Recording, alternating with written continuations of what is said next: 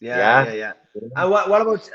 I'm really picking your brain here with the Ulster football. Last Ulster question here. Down your own obviously county there. How do you think that's going to go with Conor Laverty going in there? Listen, they're on the crest of a wave. They're on the crest of a wave. Listen, and people on the outside, you see, probably are looking at Down last year and thinking, oh, what's going on in Down? And they're Down have always had brilliant footballers. And don't forget, up until December, Down, were actually the holders of the All Ireland club title with Kilcoo. So like Down club football is very, very competitive. Kilcoo could have been knocked out of the championship twice this year by both Clonduff and Warrenpoint. Two very, very competitive games. The Down league structure and is one of the best leagues in Ulster. The games are played on a Friday night. There's 18 league games. Club footballers in Down get 18 competitive games from April right through to August. No break. There's one 2 week break in July for a holiday period. And people would nearly associate the 2 week break as the marching season, so we can all go marching and stuff around the 12th, So, but that's not for everybody. But the 2 week break normally takes place around about the 12th of July. And what happens then is you have 18 league fixtures running off, and I think it's a brilliant league structure. And the Down leagues are wild competitive, and wild competitive. And this, I've been involved now in the Down senior leagues for about 12 years. Division One level. I've seen every single. There's probably not a team I don't know, a player I don't know, and I can tell you now, Down have some fantastic footballers, some brilliant footballers. And what they've done is they've got a bit of a head start. They went back training I think the middle of October. They were back training very, very hard. They were in the gym a couple of nights a week. They were on the pitch a couple of nights a week. They were running up the mountains and stuff like that. So, they've done a huge amount of work, and they're very, very fit. They've probably got what I would say, and maybe 4 to 5 weeks of really, really good work done ahead of everyone. And that's where they'll get their gains. A bit like Armagh last year. Armagh had a really good start to the league, haven't had their work done early. And I think that the fact that Down have had a lot of work done early, I think it'll stand them in great stead, come this league. And to be honest with you, just looking at Division 3, Cavan Tip this weekend, Down Antrim, this is the other thing too, and Down have this association with the Down swagger, gone back years and years and years of the Down way, and there's this confidence and this aura with a Down team that they don't fear anyone, and it's true.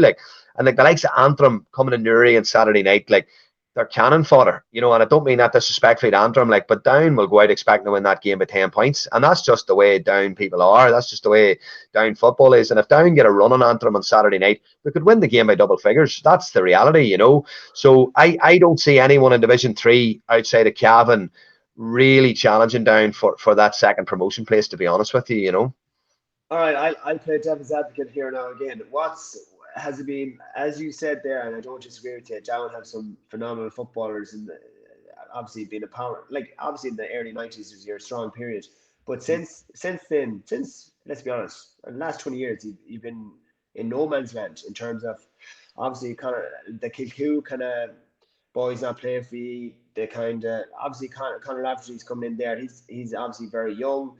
Has it been what mismanagement? Has it been what's the structure hasn't been right? Has it what's gone wrong there? For Well, a look, county like Down, size of it, the football yeah. pedigree, the history, all that goes with it. Yeah, listen, probably end a whole combination. How long have we got? I know, I No, know. well, listen, look, to be honest with you, it's like every county. Sometimes you have to start at the bottom up and work your way up, and Down for me, and probably over the last, 10 to 15 years, it's always been looking for a short-term fix, when in truth, you probably have to start at the bottom and work your way up, build your development structures, build your underage structures, get those things right, and then work from the bottom up, and I think over the last probably 10, 12 years. Gone back to 2010, got to an All Ireland final. Great time to cash in, great feel good factor in the county, gather a bit of money, throw the money at the development squads, really build from the bottom up. We probably didn't, and it was 2012. And in 2012, Down were beating Dublin in a National League game, Division 1 National League game in a packed out Newry 10 years ago. They were beating Yeah, Dublin, they were beating Mayo, Saturday Night Lights, fantastic games, and they were sort yeah, of in and around 1 and 2 for a long time. And then yeah, obviously they came in, poor Eamon Burns, Lord rest him, who's passed away now. Eamon took the job, and he was thrown into the deep end, into Division 1, never won a game, went to Division 2, stayed up the following year, and they've sort of hovered around 2 now for a long time. And then obviously last year, a similar thing happened. James came in very late and obviously got relegated to 3. And that was, unfortunately, that left the thing in a low ebb. So it was a very good time for Connor and the boys to come in. It was a really good time to come in. Probably things were a low ebb, and you're always going to get a lift and a buzz when Conor comes in and brings that sort of energy and that sort of siege mentality that Kilcoo have, because stuff like that can make a difference, to a group like, and when you're bringing in that mentality and that sort of tight knit mentality, and circle the wagons again, come back to the throne thing, the cause, everyone hates you, no one rates you, you're not even respected in your own clubs, the usual baloney, Yeah. and that sort of there will galvanize a group for a while, and and that's where we'll get the lift, and that's where we'll get the buzz. But look, and it's like anything, it's gone back to this common thing where I talked to you about long-term investment. It's okay doing this for a year or two and getting a lift and getting a buzz, but you really need to be looking at your school structures. What's going on in the schools. Schools have underperformed for a long time now. I'm part of that as well. We've all underperformed for a long time. There's the McCrory Cup final now being contested next week between Oma and Holy Trinity, two Tyrone schools. That shows a real sign of strength in Tyrone school football and underage football in Tyrone, and we have to look at a whole combination of things, our school structure, our development squads, everything. And that's a branch review that needs looked at, from the bottom up. And until something really, really sustainable and something that's really, really ingrained in a real long-term vision and plan, you'll always be in that sporadic couple of years and then back down again, and then a spring again and back down again, But look, hopefully the signs are good. Benny Coulter's over the minors. Benny's done a lot of work with the development squads behind the scenes. He's doing a lot of work at underage level and stuff like that. So hopefully we will start to see some sort of fruition coming to the fore now with the way things are going.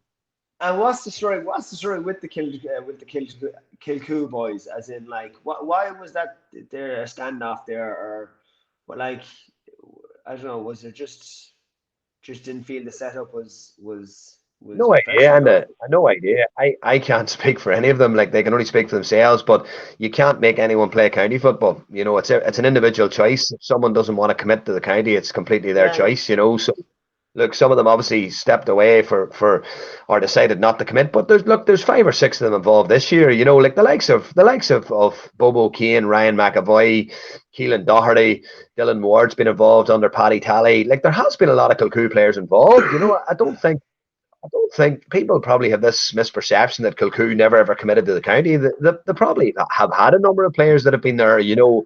Probably the most documented one probably was the Brannigans maybe last year and stuff. But Brannigans are very busy lads. They're sheep farmers by trade. They invest a lot of time and energy into their own farm, and they invest a lot of time and energy. And listen, and at the end of the day, Conor Laverty said in a podcast last year with Thomas Simlock, Kilcoo is number one, and that's the bottom line for those lads. Like, those lads live, eat, sleep, drink football out there, and they're very passionate. And look, there's a reason why they've won 10 championships in the last 11 years and down. They're fanatical about their football, and you have to hand it to them, and they're the team to beat, and that's the reality. So look, when you have a successful club set up, and it's probably not an easy sell to go into a county team that maybe haven't been going that well, and yourself, like, so maybe that could be a reason, but who knows, but there is a good few of them involved this year, so time will tell.